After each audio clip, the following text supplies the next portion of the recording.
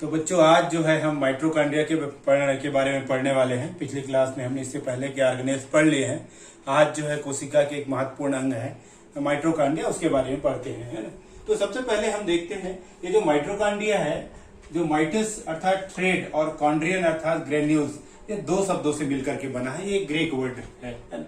अब इसके बाद हम देखते हैं माइटोकॉन्ड्रिया को परिभाषा या फिर उसके बारे में जानने का प्रयास करते हैं। तो माइटोकॉन्ड्रिया जो है हम देखेंगे यूकैरियोटिक कोशिका के कोशिका द्रव्य में पाए जाने वाला कोशिकांग है, जो कि सूत्रकणिका या शलाका के रूप में पाए जाते हैं।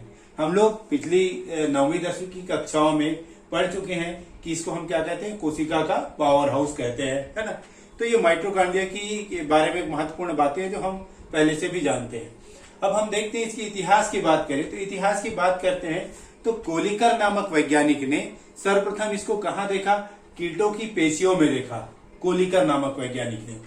उसके बाद फ्लेमिंग नामक वैज्ञानिक ने इसको देखा और फाइला नाम दिया इसको, है ना।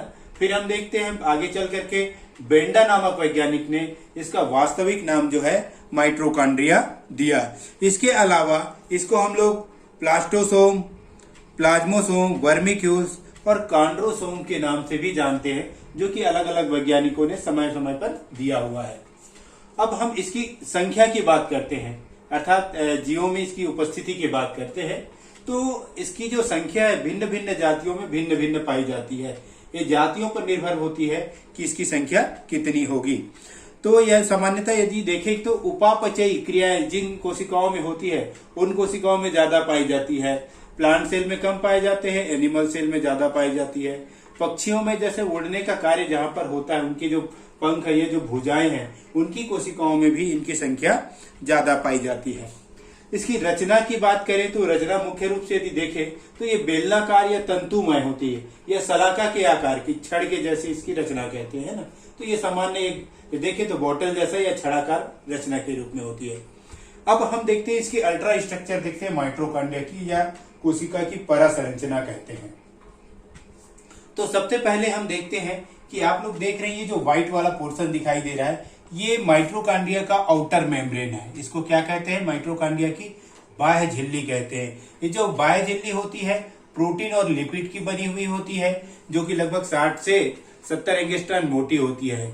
इसमें माइटोकॉन्ड्रियल प्रोटीन भी पाया जाता है। ये इसकी सतह पर प्रोटीन के कुछ कण धंसे हुए पाए जाते हैं, उनको हम पोरीन कहते हैं। इसी प्रकार देखेंगे जो आंतरिक लेयर और बाह्य लेयर दोनों में जो वृंदहीन कण पाए जाते हैं, उनको पोर्शन की इकाई के नाम से भी हम लोग जानते हैं। तो ये तो हो गया माइटोकॉन्ड्रिया का आउटर मेम्ब्रेन, पहला भाग। उसके बाद ये आपको दिख रहा है केसरिया कलर का, है ना, ये इसका इनर मेम्ब्रेन है। तो इसको हम क्या कहते हैं, इनर मेम्ब्रेन कहते हैं। इनर मेम्ब्रेन में मुख्य रूप से ऑक्सीडेटिव फास्फोरिलेशन से संबंधित एंजाइम पाए जाते हैं। इसमें कॉन्ड्रियोसिन और लिपोप्रोटीन की मात्रा भी पाई जाती है। तो यदि इंटरनल जो मेम्ब्रेन है उसको आप देखोगे तो बाहर की ओर, अर्थात ये जो बाह्य आवरण की ओर की जो सतह होती है उसको हम सी सतह या सी फेस कहते हैं, और अंदर की सतह जो चेंबर की ओर होता है उसको हम क्या कहते हैं, एम फेस कहते हैं। यदि हम देखें तो आउटर मेम्ब्रेन और इनर मेम्ब्रेन के बीच एक चेंबर पाया जाता है। ये जो दिखाई दे रहा है काला पोर्शन, है ना, ये इसका बाह्य चेंबर कहलाता है। इस बाह्य चेंबर को क्या कहते हैं, पेरी माइटोकॉन्ड्रियल स्पेस के नाम से भी जानते हैं। इसमें कई एंजाइम पाए जाते हैं। तो ये हो गया बाह्य चेंबर। इसके बाद इसका चौथा प्रमुख भाग है इसका आंतरिक चेंबर। तो ये जो इनर मेम्ब्रेन के अंदर का भाग है वो आंतरिक चेंबर कहलाता है। आंतरिक चेंबर को हम लोग मैट्रिक्स के नाम से भी जानते हैं। यदि मैट्रिक्स की बात करें तो ये जो पूरा माइटोकॉन्ड्रिया है, इस माइटोकॉन्ड्रिया में पाए जाने वाले प्रोटीन का लगभग 2/3 हिस्सा जो है इस मैट्रिक्स में पाया जाता है। और यदि हम बात करें श्वसन से संबंधित जो क्रेब्स साइकिल होता है, क्रेब्स साइकिल से संबंधित भी एंजाइम इसी मैट्रिक्स में पाए जाते हैं। इसके अलावा हम लोग देखेंगे डीएनए, आरएनए पाया जाता है। ये देखिए डीएनए है, आरएनए पाया जाता है। और तो इसमें देख रहे हैं कि मुख्य रूप से आरएनए पाया जाता है। इसको जो डीएनए है उसको हम लोग क्या कहते हैं, माइटोकॉन्ड्रियल डीएनए कहते हैं। इसके अलावा इसमें गोलाकार रचना आप देख रहे हैं, ये राइबोसोम पाया जाता है, 70S प्रकार का होता है, जो कि 30S और 50S से मिलकर के बना हुआ होता है ना। इसके साथ ही मैट्रिक्स के अंदर और देखें तो कैल्शियम आयन इसमें कैल्शियम आयन और मैग्नीशियम आयन पाए जाते हैं। और इसके अलावा हम बात करें तो श्वसन से संबंधित बहुत सारे जटिल एंजाइम पाए जाते हैं। तो माइटोकॉन्ड्रिया में जो मैट्रिक्स जो है महत्वपूर्ण होता है। मैट्रिक्स के बाद देखते हैं जो इंटरनल लेयर है, आंतरिक झिल्ली। इस आंतरिक झिल्ली में उंगली के समान जैसे उभार जैसी रचना पाई जाती है। इस रचना को हम क्या कहते हैं? क्रिस्टी कहते हैं। क्या कह रहे हैं? जो आंतरिक झिल्ली पर उंगली के समान उभार नुमा जो रचना पाई जाती है उसको हम क्या कह रहे हैं? क्रिस्टी कह रहे हैं। तो ये क्रिस्टी की रचना है। अब हम क्रिस्टी में देखते हैं, इस क्रिस्टी में टेनिस के रैकेट के समान, ये देखिए टेनिस के रैकेट के समान एक रचना पाई जाती है। इस रचना को हम लोग क्या कहते हैं? F1 पार्टिकल कहते हैं या ऑक्सीसोम कहते हैं। इस F1 पार्टिकल की बात करें तो इसकी जो लंबाई है लगभग 100 एंगस्ट्रॉम तक की हो सकती है।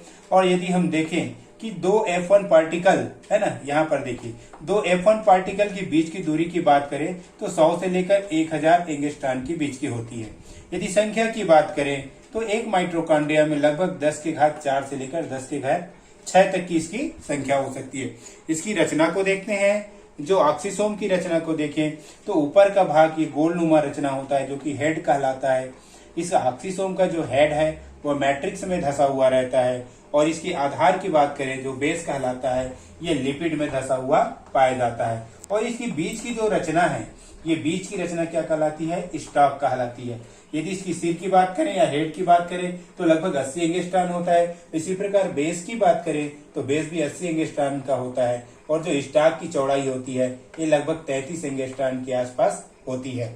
हम यदि इसमें बेस की बात करें या F1 पार्टिकल की बात करें तो ये मुख्य रूप से एटीपी निर्माण से संबंधित जो एंजाइम है उसमें महत्वपूर्ण भूमिका अदा करता है। यदि मुख्य रूप से देखें तो एटीपी जो है, एडीपी जो है, एटीपी को चेंज करने में या ट्रांसफर करने में इसकी मुख्य भूमिका होती है। तो इस प्रकार देखते हैं कि ये जो माइटोकॉन्ड्रिया के 4 प्रमुख भाग है, यदि मुख्य यदि हम देखें, है ना, पहले हमने क्या बतलाया कि इसके बाह्य आवरण है, ये उसका आंतरिक आवरण है, ये बाह्य चेंबर है और ये आंतरिक चेंबर है। उसके बाद हम लोग देखते हैं क्रिस्टी। इसमें महत्वपूर्ण पाया जाने वाला क्या अंग है? क्रिस्टी है। और क्रिस्टी के बाद क्या है? F1 पार्टिकल है ना। इसके अलावा एक और विशेषता है जिस पर हम थोड़ा सा और बात कर लेते हैं। इसमें जो पाया जाता है डीएनए, इसको क्या कहते हैं? माइटोकॉन्ड्रियल डीएनए कहते हैं। तो माइटोकॉन्ड्रिया को क्या कहा जाता है? अर्ध स्वनियंत्रित तंत्र कहा जाता है। अर्ध स्वनियंत्रित तंत्र इसलिए कहा जाता है क्योंकि इस माइटोकॉन्ड्रिया में आप देख रहे हैं राइबोसोम और डीएनए पाया जाता है। तो इसके कारण ये कोशिका से बाहर भी स्वतंत्र रूप से जीवित रह सकता है। इसलिए इसको क्या कहते हैं? अर्ध स्वनियंत्रित तंत्र कहते हैं। चूंकि इसका मुख्य कार्य एटीपी से संबंधित होता है इसलिए इसको क्या कहते हैं? कोशिका का पावर हाउस कहते हैं। तो इस प्रकार ये माइटोकॉन्ड्रिया की संरचना है।